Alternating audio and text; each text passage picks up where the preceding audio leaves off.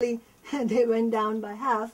And so that really shows, it shows the bankruptcy of the ideas that they're putting out, and I want to talk a little more about that. But I also wanted to talk about New Democracy. New Democracy is the party that has gained the majority. A larger percentage of the votes. I think they've won around 30 to 31% of the vote, and that's so slightly more than Syriza. And one of the things we should deal with is why didn't Syriza, if there is such a groundswell, then why didn't Syriza win the majority of the votes? And I think one thing we should highlight is, as the CWI is reporting from Greece, that New Democracy basically went on a rampage, a fear campaign, and I would say even a smear campaign against Syriza, saying that if you a vote for Syriza is a vote for your own death. They don't have any solutions. We're going to be really in an abyss if you vote for them. And so that is definitely one factor that has led to that. But I also think we should recognize that Syriza itself has a lot. It is in a way it was a self-inflicted non-victory, because one of the weaknesses of Syriza's program so far has been, even though they have shifted a lot to the left in the 4 weeks between the two elections, one of the weaknesses is that they're not really providing real solutions. So far, in general, they're sort of advocating for let's just leave the Eurozone and build our own economy, but they're doing it by giving the illusion to the people that we can just do this on a nationalistic basis within the framework of capitalism. And I think people understand that that's not possible. How can a tiny economy like Greece, which doesn't really have any real strong industry to speak of other than tourism, how can this economy survive on its own? Everybody, you don't have to have a degree in economics to understand that that's not going to work if you're in Greece. And so to some degree, the people think that, well, you're talking all this really nice talk, but the solutions you're putting forward are not going to work. So why should I vote for you? So I think it's a combination of several reasons why, even though consciousness has moved very much to the left, Syriza was not able to make the kind of gains that it could have. But I would say it's still a pretty remarkable event. Overall, if you see what's happened in the new elections, 48% of the vote was anti-austerity vote. So, it's definitely something that we can build on. The left can build on.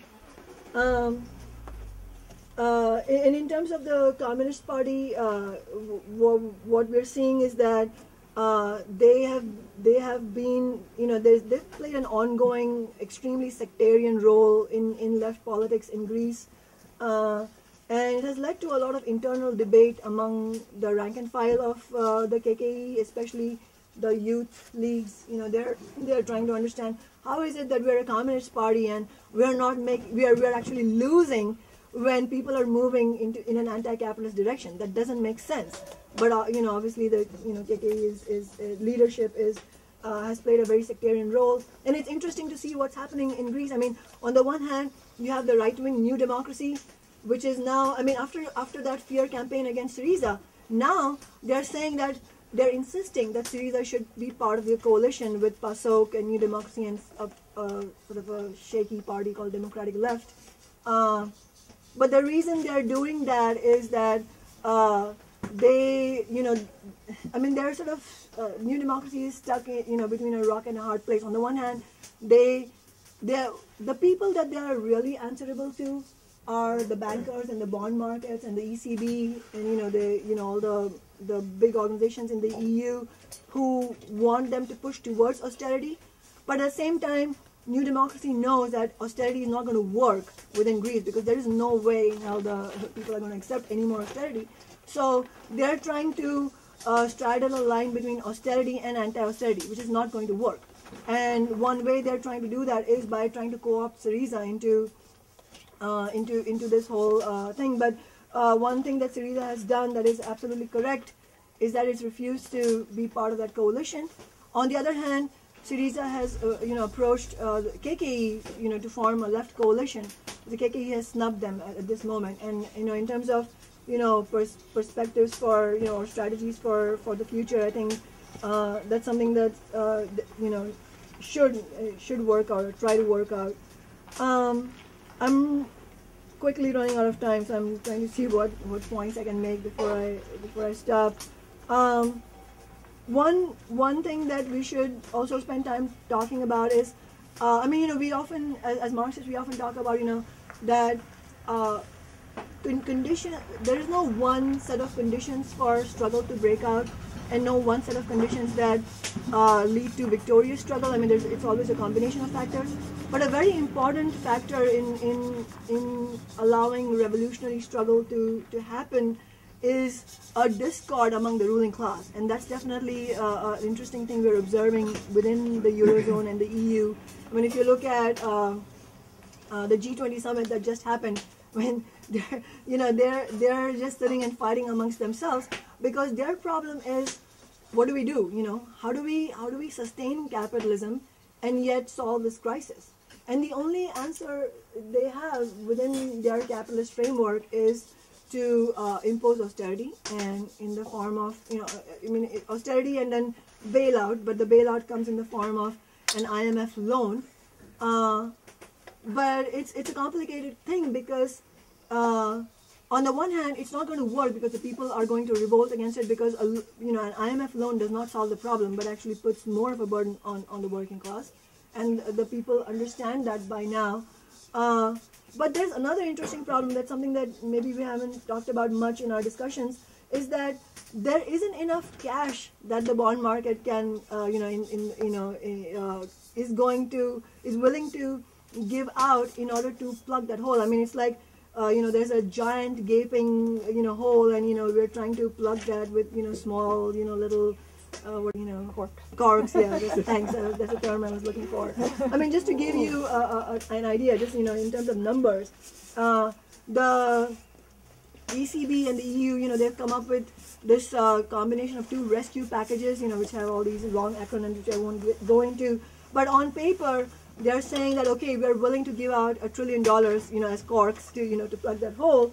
But in reality, there are a couple of problems. One is that who's going to foot that bill? It has to be Germany, or countries like Germany, which are the more powerful economies. But it's very interesting, just only 2 days ago, just before we came to the summer camp, Merkel, the Chancellor of Germany, at the G20 summit, she said, that's only theoretical, meaning that it's not actually going to happen, so dream on, and so in reality, that $1 trillion bailout, rescue package that they're proposing is not going to happen. It's probably going to be around 500 to 700 billion. Sorry, it's euros. I didn't mean dollars. €1 trillion, which is somewhat greater than $1 trillion. But in reality, it's going to be 500 to 700 billion euros. But the problem is that it's not just Greece that needs to be bailed out. Portugal needs to be bailed out. Spain needs to be bailed out, and now Italy needs to be bailed out. And so, as long as they were talking just about Greece, it was relatively in the context of global economics, it was a smaller problem. But if you think about Spain and Italy, now you have a giant crisis on your hands, because Spain and Italy are, I think Italy might be the third largest and Spain the fourth largest. Somebody should correct me if I'm wrong. But they're third and fourth largest economies in that region. There is no way this is going to happen. And so, as we've said before, the contagion of the crisis is not just limited to some of these small, relatively poor countries, but they are now going to these larger economies. How are they going to bail out all these huge economies on the basis of 700 billion euros? Italy alone needs 700 billion euros at least. And that's a conservative estimate. And it's probably going to be $1 trillion euros itself. And so now, Philip mentioned in his introduction that Greece has been the epicenter, which is absolutely correct. And now the epicenter is now moving to Spain. 3 days ago Spain was the epicenter, and now I would say that the epicenter is now moving to Italy. And that's an indication of that is the fact that the new Prime Minister of Italy, Mario Monti, he made this famous statement a few days ago, this week itself, that I'm really thinking about the Italian working class, and I can see that the Germans are right. They're just lazy. They're taking 3 months vacations. I mean, you can tell that they're building up to austerity. Upcoming huge austerity programs, because they're building up all those myths. You can see that what happened with Greece last year is again starting to happen with Italy. And so, just to wrap that point up, there's really no solution within the capitalist framework for this to happen. So that so what should we do as Marxists? What should Syriza do? What should our the topic of this discussion is not just the crisis itself, but what should our strategies be? So thinking about that in terms of what is likely to happen in Greece. So because of the fact that the bailout austerity framework is not really going to work, New Democracy, they won a greater number of votes, a percentage of votes than Syriza. They are going to form a coalition with PASOK and form a government. But as our member of European Parliament, Paul Murphy, his statement went out, there is no way this government is going to be a stable government, because they can't do this austerity and anti-austerity. It has to be one of those. They're not going to do anti-austerity because it's a right-wing party, and also it's answerable to the real bosses in the bond market.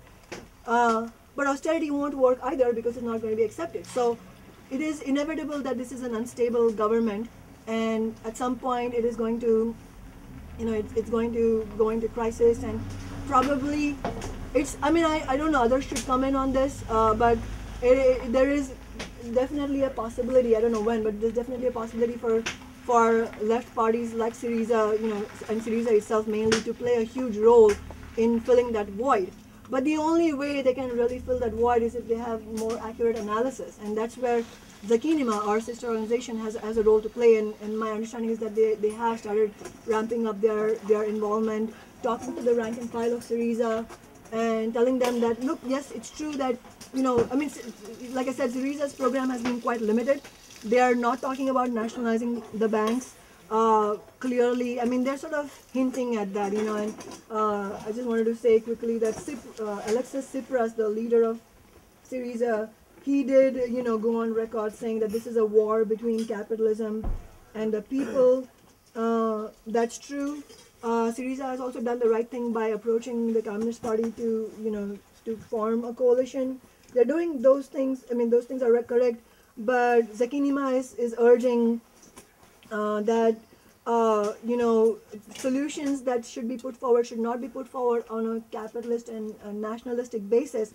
But what they should advocate for is pulling out of the Eurozone and taking the local banks into democratic ownership, taking the major corporations into democratic ownership, try to establish a socialist program, but not going it alone. That's not going to be sustainable. But what they should do is instead try to form a confederation of the southern European states, like Portugal, Italy, Spain, and so on, as somewhat of a more realistic transitional step towards a more ultimate goal of socialism in Europe. It's not likely that Germany and France are going to join in at any time soon, but I think the left in Greece should be pursuing that idea of forming a confederation with the other countries that are also suffering in that way. I should I'll stop there.